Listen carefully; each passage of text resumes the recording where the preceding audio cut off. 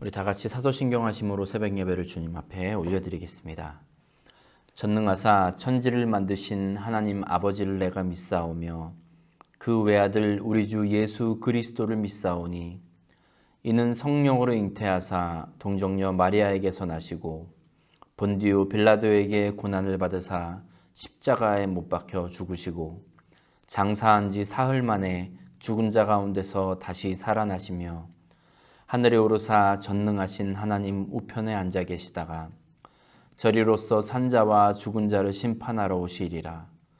성령을 믿사오며 거룩한 공예와 성도가 서로 교통하는 것과 죄를 사하여 주시는 것과 몸이 다시 사는 것과 영원히 사는 것을 믿사옵나이다. 아멘. 찬송가 447장 함께 찬양하겠습니다. 찬송가 447장입니다.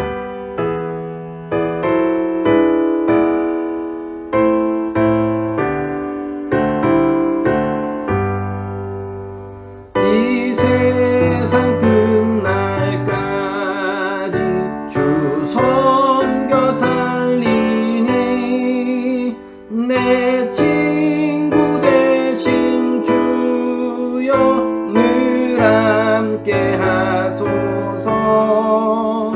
주 나와 함께 하면 전쟁도 겁없고 주 나를 인도하면 늘 안심하리라.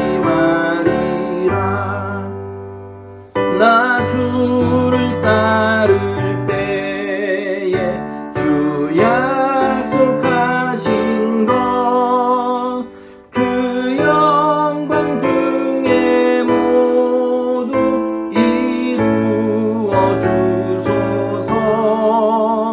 나 주의 뒤를 따라 섬기며 살리니 그 크신 은혜 속에 날 인도하소서. 이 세상 온갖 시험 내 맘을 흔들고 저 악한 원수들이 안팎에 있으나 주 나를 돌보시사 내 방패 되시고 내 옆에 계신 것을 늘 알게 하소서. 저 영광 빛난 곳을 주 허락했으니 그 허락하신 곳을 늘 사모합니다. 끝까지 쉬지 않고 주 따라가리니 주 넓은 사랑으로 늘 인도하소서.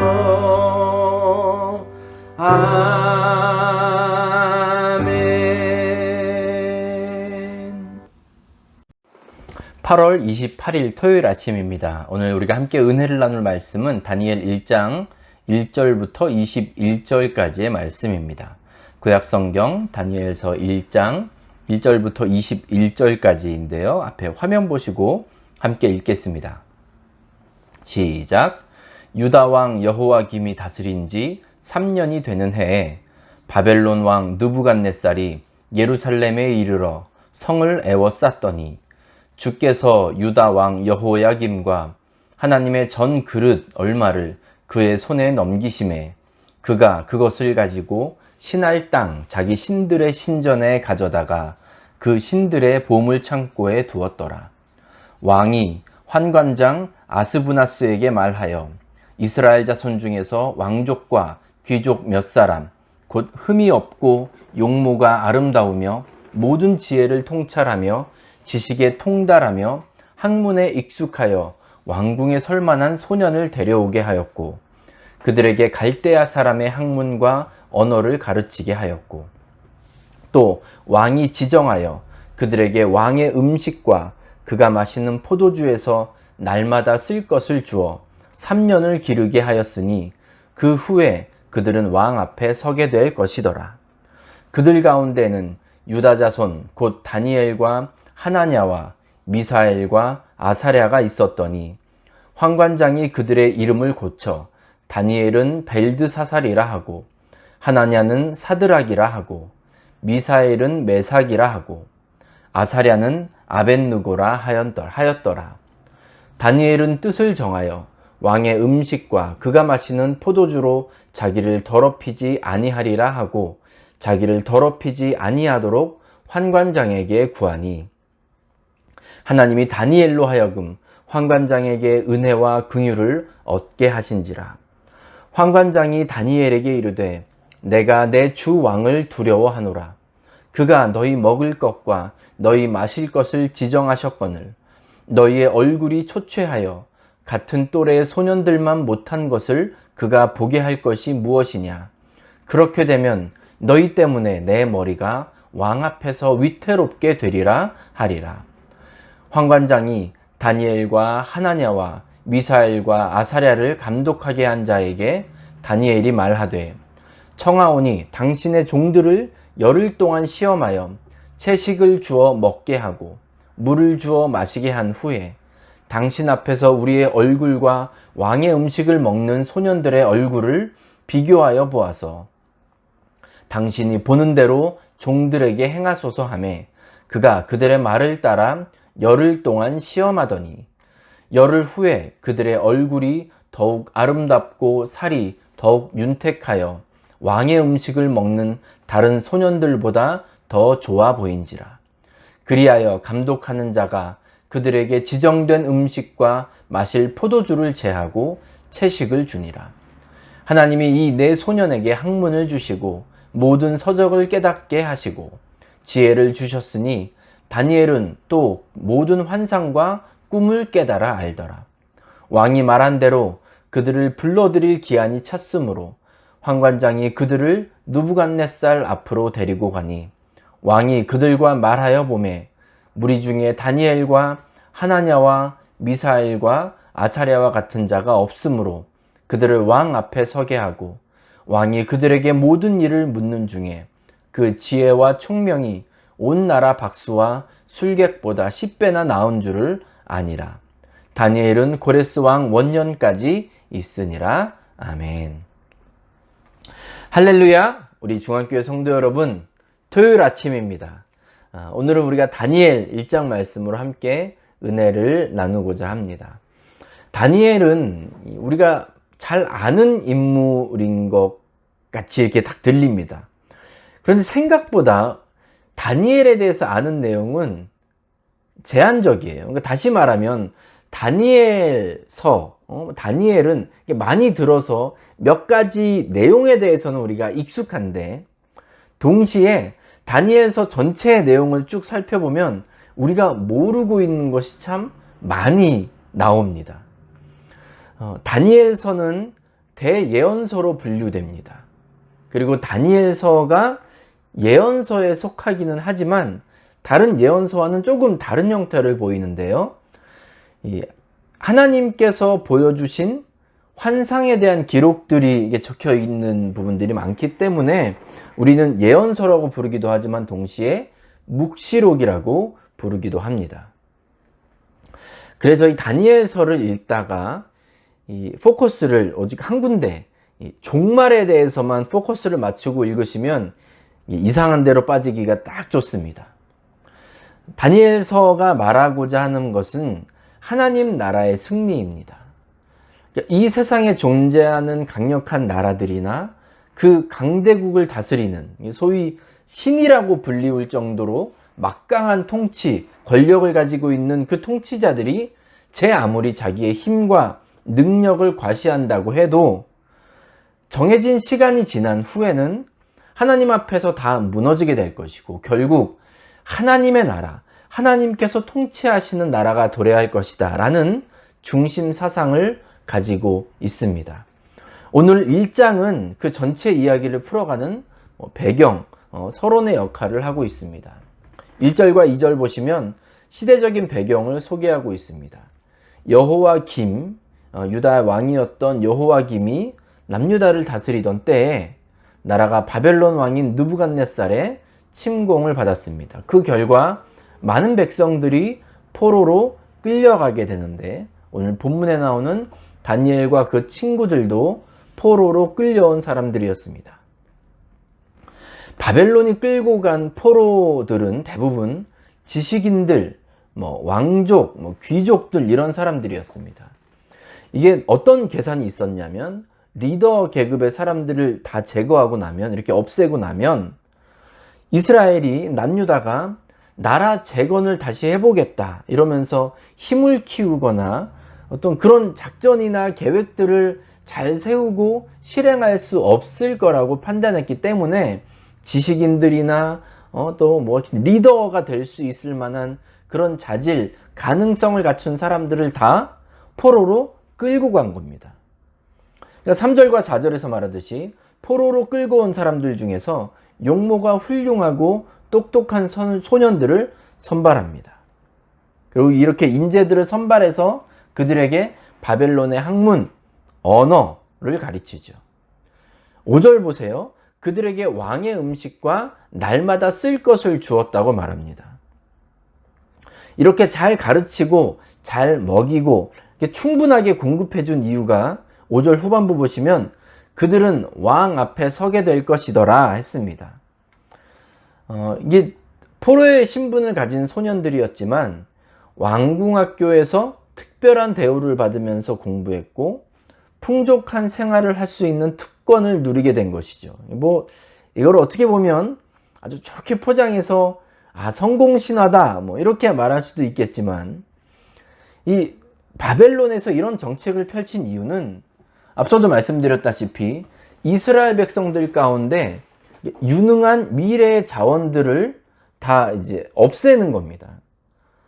그리고 이렇게 똑똑하고 가능성 있는 인재들에게 바벨론의 다양한 것들, 언어도 그렇고 문화 그렇고 이런 것들을 재교육 실시하고 충분하게 공급해 주면서 이들이 이스라엘이 아니라 바벨론에 충성하는 사람들로 바꾸려는 그런 의도가 있었습니다.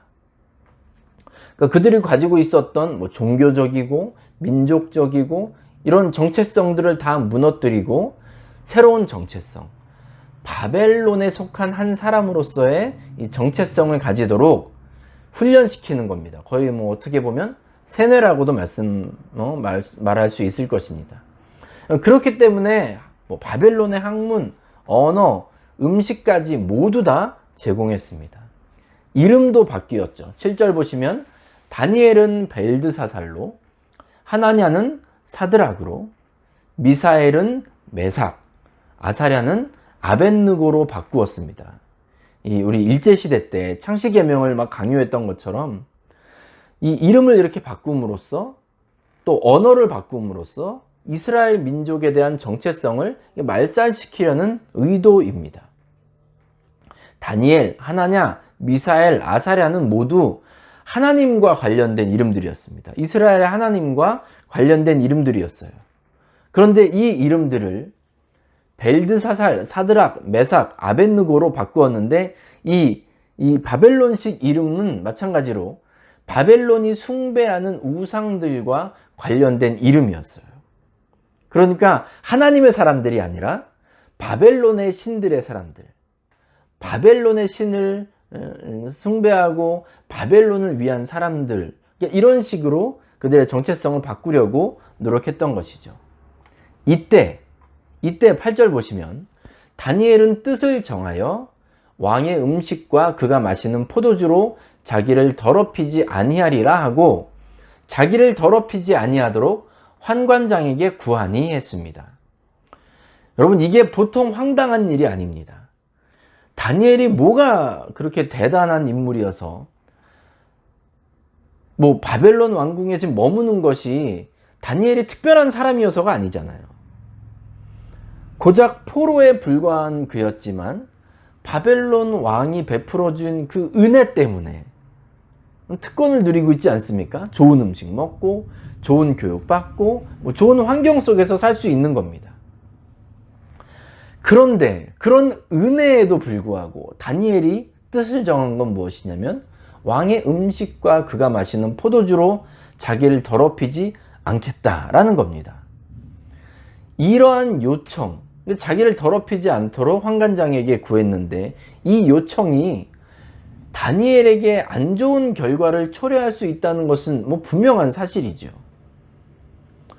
아니 지금 감히 포로 신분에 왕의 은혜를 망각하고 어떻게 이런 엄청난 이 반역과도 같은 이런 요청을 할 수 있겠습니까? 다니엘 입장에서 왕의 음식으로 자기를 더럽히지 않겠다라는 이 말은 하나님에 대한 신앙을 어기지 않겠다라는 그런 결단입니다. 이게 왕의 음식이라는 것은 보통 바벨론 신들에게 바쳐진 고기였을 가능성이 높습니다. 그에 반해서 보통 채소는 그런 봉헌 의식을 거치지 않았다고 합니다. 그래서 왕에게 바친 음식을 먹지 않겠습니다 라고, 그것으로 자기를 더럽히지 않겠습니다 라고 환관장에게 부탁을 한 겁니다.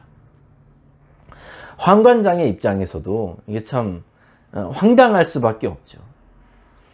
다니엘의 부탁을 그냥 무시하고 넘어갈 수도 있었을 것이고, 또 적당한 이유를 붙여서 엄벌에 처할 수도 있었을 것입니다. 하지만 다니엘이 뜻을 정했을 때 하나님께서 환관장의 마음을 움직여 주셨습니다. 오히려 10절에서 환관장은 다니엘에게 자신의 어려움을 토로합니다. 혹시라도 자기에게 주어진 일을 온전히 수행하지 못하게 되면 자기 목숨이 날아갈 수도 있기 때문에, 그렇죠? 그래서 12절에서 이 다니엘과 세 친구들이 이제 환관장에게 이렇게 부탁합니다. 청하오니 당신의 종들을 열흘 동안 시험하여 채식을 주어 먹게 하고 물을 주어 마시게 한 후에 당신 앞에서 우리의 얼굴과 왕의 음식을 먹는 소년들의 얼굴을 비교하여 보아서 당신이 보는 대로 종들에게 행하소서 하며 했습니다. 이 환관장이 임명한 그 감독에게 열흘 동안만 채식으로 살게 해달라고 부탁합니다. 이 말을 들어줘요. 그리고 허락해 줍니다.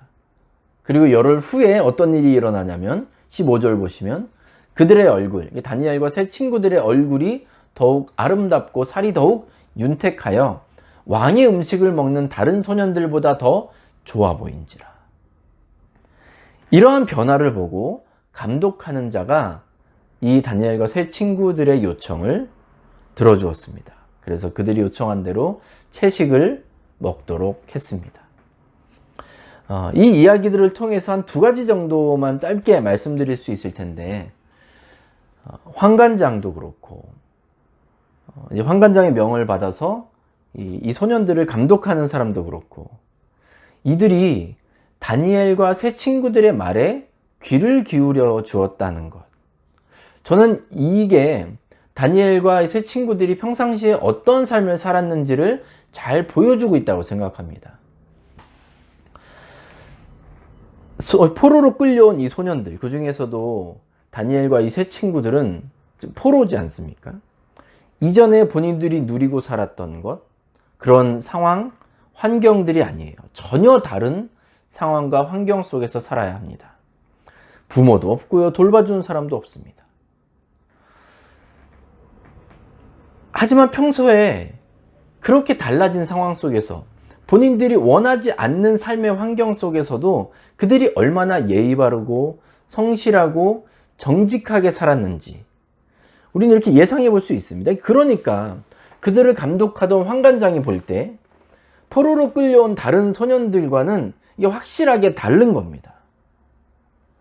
비록 전혀 다른 상황 속에서 본인들이 원치 않는 삶 속에 있더라 하더라도 그들의 삶은 꾸준히 하나님의 사람이라는 그런 정체성과 하나님의 사람답게 살아야 한다는 책임감을 느끼고 있었습니다. 그렇기 때문에 환관장도 그렇고 감독하는 사람도 그렇고 이들의 이야기를 들어주었고 그 말을 존중해 주었습니다. 요셉이 그랬죠. 종으로 팔려왔습니다. 종으로서 어떤 의욕을 가지고 기대와 소망을 가지고 살 수 있었겠습니까?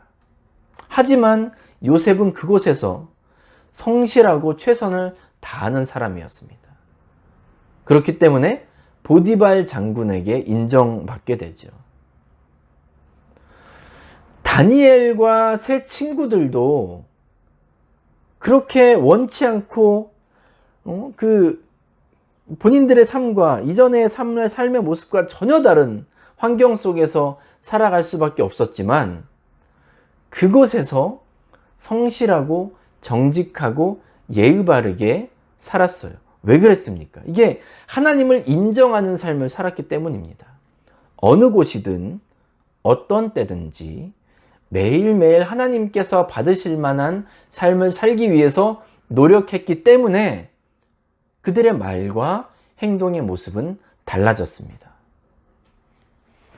여러분, 우리가 어떤 상황에 있기 때문에 또 어떠한 결과가 우리에게 있기 때문에 그것에 따라 살아가는 것이 아니라 그것과 상관없이 하나님의 사람들은, 하나님의 아들이요 딸 된 우리들은 하나님께서 받으시기에 합당한 삶을 살기 위해서 애쓰고 노력해야 합니다.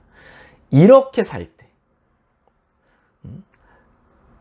여러 가지 조건들이 좋지 않아도 여전히 하나님과 동행하는 사람답게 말하고 행동할 때 믿지 않는 사람들, 그들도 우리를 인정하게 되고 우리의 말과 행동에 귀를 기울이게 됩니다. 두 번째로 다니엘과 세 친구들이 이와 같은 결단을 할 수 있었던 것은 하나님이 모든 것을 미리 다 준비해 놓으셨기 때문에 가능했던 것이 아닙니다. 먼저 무엇을 했습니까? 뜻을 정했어요. 8절에서 말하듯이 뜻을 정한 것이 먼저입니다. 뜻을 정했다고 해서 모든 것이 다 풀리는 것도 아닐 겁니다. 불이익이 닥쳐올 수 있었을 거예요. 하지만 그럼에도 불구하고 다니엘과 세 친구들이 결단한 것은 나는 하나님의 것을 선택하겠다, 하나님의 방법대로 살겠다라는 것입니다. 자기의 안위와 성공을 위해서 영적으로 타협하지 않았습니다. 다른 소년들은 왕의 음식들을 마음껏 먹고 있었습니다. 하지만 이들은, 다니엘은, 그리고 다니엘의 세 친구들은 자기 안위와 성공을 위해서 영적으로 타협하지 않았습니다. 사랑하는 우리 중앙교회 성도 여러분, 저와 여러분은 하나님의 은혜로 중생을 체험한 사람들입니다. 그런 우리의 삶을 한번 돌아보시기 바라요. 우리의 삶의 모습이 어떻습니까? 예배 드릴 때 교회에서의 모습도 물론 중요하지만 평상시의 삶이 정말 중요합니다. 우리의 말 한마디, 행동 하나하나가 하나님께서 받으시기에 합당한 것들이 되어야 합니다. 상황에 따라서 말하고 결과에 따라서 행동하는 것이 아니라 어떠한 순간 속에서도 하나님께서 받으시기에 합당한 그런 말과 행동으로 매일매일의 삶을 살아가시길 축복합니다. 또 하나님의 사람으로 살아가기 위해서 먼저 뜻을 정하시기 바랍니다. 하나님이 길을 다 열어놓지 않았을 수 있습니다. 그럼에도 불구하고 우리는 하나님의 방법을 택하는 결단이 있어야 됩니다. 손해를 볼지언정, 나에게 불이익이 닥칠지언정 하나님의 방법을 택하는 우리가 되어야 합니다. 하나님의 사람답게, 하나님의 딸과 아들답게 오늘을 살아가는 우리 중앙교회 성도님들 다 되시길 우리 예수님의 이름으로 간절히 축복합니다. 아멘. 기도하겠습니다. 아버지 하나님 감사합니다. 오늘 다니엘과 그 세 친구들의 모습을 보면서 하나님의 백성답게 살아가는 것이 무엇인지를 다시 한번 고민하게 하신 것 주님 감사합니다. 눈에 보이는 변화가 없을지라도 어떤 조건들이 미리 성취되지 않았을지라도 길이 열리는 것처럼 보이지 않을지라도 하나님의 뜻대로 살아가기로 결단하는 저희가 되게 하옵소서. 하나님의 방법을 선택하기로 결단하는 저희가 되게 하여 주시옵소서. 주님, 무엇을 하든 어디에 가든 누구를 만나든 하나님의 사람답게 말하고 행동하여 하나님을 드러내고 예수 그리스도의 복음을 드러내기에 부족함이 없는 우리 중앙교회 성도들 다 되도록 주님 은혜 베풀어 주시옵소서. 주님, 전 세계에 많은 사람들이 고통받고 있는 오늘 이때입니다. 주님, 이 땅을 불쌍히 여기시고 주님 고쳐주시옵소서. 서로를 적대시하고 피해를 입히고 함부로 대하는 것이 너무나도 합리화되는 이 세상을 살아가고 있습니다. 주님, 어떤 삶의 자리에서든 주님의 사람답게 살기로 결단하는 저희 모두가 되게 하시고, 주님, 그러한 삶을 살아갈 수 있도록 성령님께서 늘 우리 안에 역사하시고 우리에게 찔림을 주시고 말씀하시고 인도하여 주시옵소서. 우리가 특별히 내일 주일 예배를 드릴 때 그러한 결단이 우리 안에 굳어지는 그런 은혜를 허락하여 주시옵소서. 매일매일의 삶을 살아가는 우리 중앙교회 성도들 한 사람 한 사람을 붙잡아 주시되, 주님, 참 어려운 시간 가운데 살고 있음에도 하나님을 기억하고 하나님의 백성이라는 그 사실을 잊지 않고 살아가도록 주님 붙들어 주시고, 그렇게 열심히 살아갈 때 하나님이 부어주시는 축복과 은혜도 누리는 경험을 하도록 주님 인도하여 주시옵소서. 감사합니다. 예수님의 이름으로 간절히 기도합니다. 아멘. 찬송가 342장 함께 찬양하겠습니다. 찬송가 342장입니다.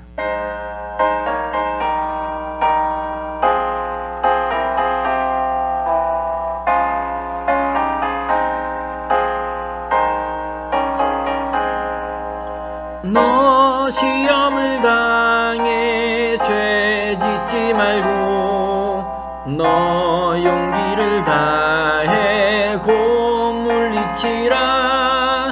너 시험을 이겨 새 힘을 얻고 주 예수를 믿어 늘 승리하라.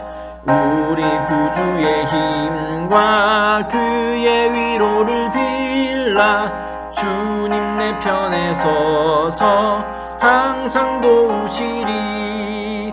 내 친구를 삼가 잘 선택하고 너 언행을 삼가 늘 조심하라. 너 열심을 다해 늘 충성하고 온 정성을 다해 주 봉사하라. 우리 구주의 힘과 그의 위로를 빌라. 주님 내 편에 서서 항상 도우시리. 잘 이기는 자는 상 받으리니 너 낙심치 말고 늘 전진하라. 내 구세주 예수 힘 주시리니 주 예수를 믿어 늘 승리하라. 우리 구주의 힘과 그의 위로를 빌라. 주님 내 편에 서서 항상 도우시리. 아멘. 주기도문 하심으로 예배를 마치겠습니다. 하늘에 계신 우리 아버지여, 이름이 거룩히 여김을 받으시오며 나라가 임하시오며 뜻이 하늘에서 이루어진 것 같이 땅에서도 이루어지이다. 오늘 우리에게 일용할 양식을 주시옵고 우리가 우리에게 죄 지은 자를 사하여 준 것 같이 우리 죄를 사하여 주시옵고 우리를 시험에 들게 하지 마시옵고 다만 악에서 구하시옵소서. 나라와 권세와 영광이 아버지께 영원히 있사옵나이다. 아멘. 이제 말씀을 기억하시면서 자유롭게 기도하시기 바랍니다. 기도하실 때 특별히 교회와 성도들을 위해 중보해 주시기 바랍니다. 그리고 오늘 하루도 주님과 동행하는 하루 되시기를 간절히 축복합니다.